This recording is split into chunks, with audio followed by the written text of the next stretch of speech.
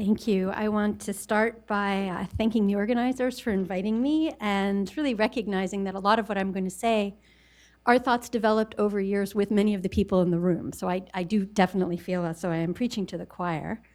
Our panel also had some email discussions when I panicked and tried to figure out how I was going to say all this in 12 minutes. And I think the idea will be that I'm going to start the conversation, and hopefully some of my colleagues will pick up and will come back and sort of resonate and then build things out in the Q&A.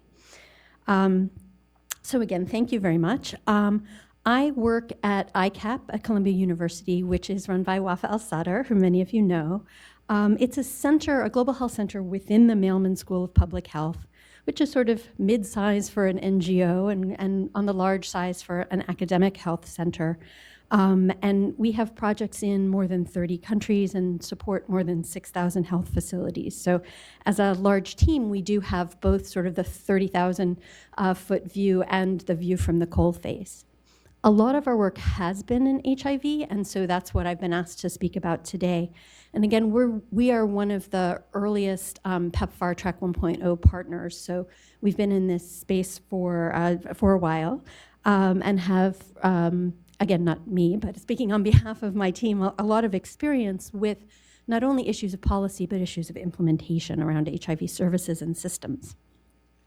We do work at every level of the health system, which I think is a theme that I want to echo my outburst before about the importance of health systems, but also that we really thrive at this intersection between knowledge discovery and knowledge delivery. And I think that's one of the things that we're all sort of tackling today. Not only have we heard really cutting edge science about some of the new discoveries, but thinking about, how are we going to deliver that to people in a way that makes a difference?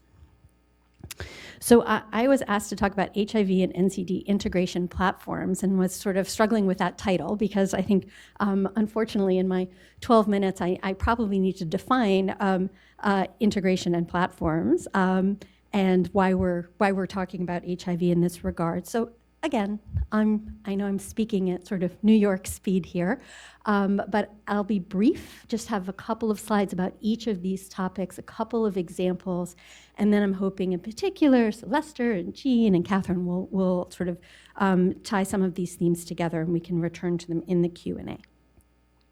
So why should we leverage HIV platforms, right? So why are we adding HIV? We talked about a lot of different infectious diseases, microbial threats yesterday. I think one obvious reason, and we could talk about the epidemiology here, but that many countries have both a high prevalence of HIV and high prevalence of NCDs writ large and NCDs in their more conventional definition. I'm using the word syndemic with care because, again, there are a lot of people who are more expert than me in that with that particular concept, but I do think that we can make the broad comment about co-located epidemics, but need to realize that that plays out in very different ways in different contexts and geographies. I think another argument that we often hear for why are we thinking about leveraging HIV programs is that, with some caveats, they've been remarkably successful.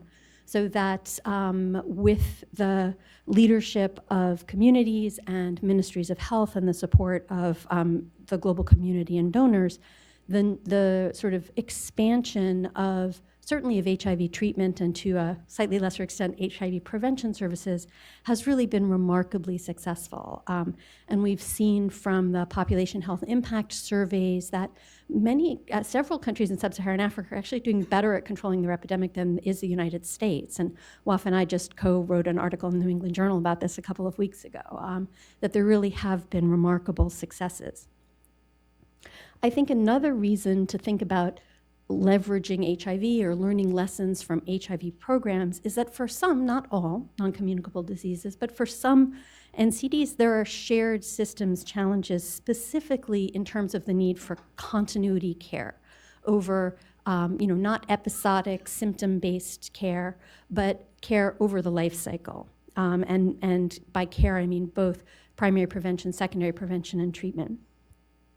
There's also, as we heard yesterday, people don't have just one thing. The prevalence of NCDs and NCD risk factors amongst people living with HIV is at least as high as the rest of their communities, in some cases higher. And something that both Sylvester and I were sort of grimacing about before is the idea that, well, the HIV programs are really rich, so we'll just take their money and use that for NCDs. That's not exactly leveraging, but it does, and it, I'm exaggerating, but it does highlight the fact that when we're talking about synergies or integration, that for many, I would say probably most NCDs, the resources available for both prevention and treatment are shamefully low. And this is something that Rachel has really led in terms of both quantifying and sort of publicizing, that if you look both at even local funding or sort of donor funding, there's just really zero money for NCDs. So 1 + 0 is still 1. You can't integrate something that doesn't exist.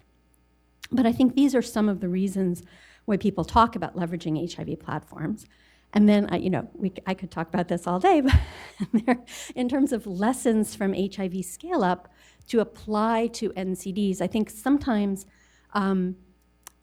we really are concerned about reinventing the wheel in terms of thinking about what works to deliver in terms of service delivery. Obviously, the medicines are different, or the lifestyle counseling may be different, but there's some critical lessons from HIV Scale-up that are important when we think about delivering services, and in particular about delivering services in austere health systems where there just aren't a lot of people.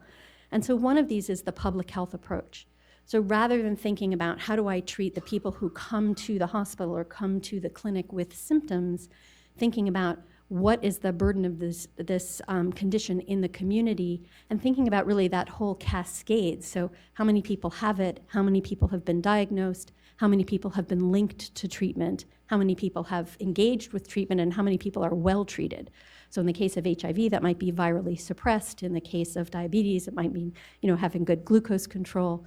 When we're thinking about healthy behaviors, it might mean actually implementing those. But thinking about how to deliver services at scale that don't require specialist physicians and academic health centers, because those, if you're constraining yourself to those as your delivery mechanism, you're going to miss most of the people. Again, thinking about being realistic and innovative about health workforce constraints. If this service can't be delivered by a non-physician clinician, you're basically saying it can't be delivered in large parts of the world. The importance of engaging civil society, private sector, faith-based organizations, and civil society organizations, and the meaningful involvement of people who are actually receiving the services. I actually haven't been to a meeting at which I've talked about HIV in probably 7 years in which there weren't people from that community. So this is a little weird for me. There's no one here representing the community of recipients of care. Thinking about a rights-based approach, and we've talked about the importance of universal coverage, and the really importance that other people have talked about are investing in policy-relevant data systems. So what do we mean when we say integration? And this, other people have mentioned this, but the problem is this sort of means different things to different people, and the evidence base is pretty scanty. It seems like very intuitive, as Rachel said. It seems like integration should work, it should be cost effective. There's just not a lot there's less implementation science research than we would like.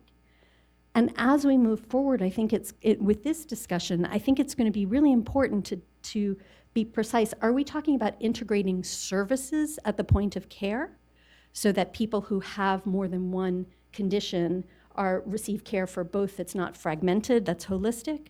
So, for example, integration of HIV and TB services, or integration of maternal child health services and services to prevent PMTC, mother-to-child transmission? Or are we talking about integration of programs and systems? Are we talking about incorporation of both conditions or both types of conditions into things like financing, procurement, monitoring, and evaluation? And this sort of echoes something that Marcos just said. What do we mean by platform? And I think it's sort of when we're talking about leveraging HIV platforms, largely we mean leveraging HIV programs, because in many less well-resourced health systems, HIV programs were really the first large-scale public sector chronic disease initiative. And the lessons learned in terms of focusing on the public health approach and non-physician clinicians are something that we really don't want to recreate. We don't want to reinvent that wheel. But often, what we're talking about is this health system. So we're talking about governance, we're talking about information and data, we're talking about financing, service delivery, health workforce, and medicine and technologies, and with people in the middle. I don't have time to explain this in detail, but these are the sorts of functions that HIV programs need to deliver, and I would argue many NCD programs also need to deliver. So you need to have the systems and strategies and capacitated health workforce and point of care delivery diagnostics in order to sort of support people throughout this cascade.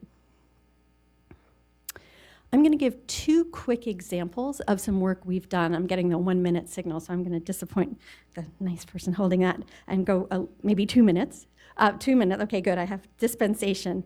So one study that I'm going to describe, and Jean's going to help me by talking again about implementation science, but is a study about integrating cardiovascular disease risk factor screening into an HIV program. And then the second study I'm going to describe is just leveraging the lessons of HIV for an NCD project in the general population. So in Eswatini, formerly known as Swaziland, the prevalence of, it has the highest prevalence of HIV in the world, but 11% of deaths are actually caused by cardiovascular disease. They have high prevalence of cardiovascular disease as well. And cardiovascular disease risk factor screening and management are recommended for all people living with HIV, but not routinely performed.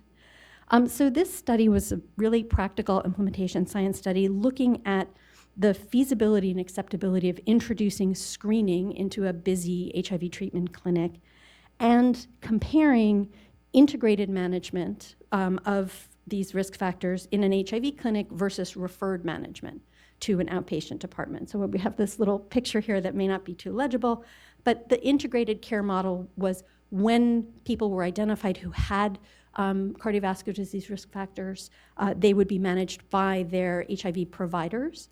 And the other people were randomized to a model where they just walked down the hall. It was the same clinic, but they walked down the hall to the more specialized outpatient department providers who were specialists in hypertension, diabetes, and things like that. So we were, in the second part of the study, looked at integrated care versus referred care.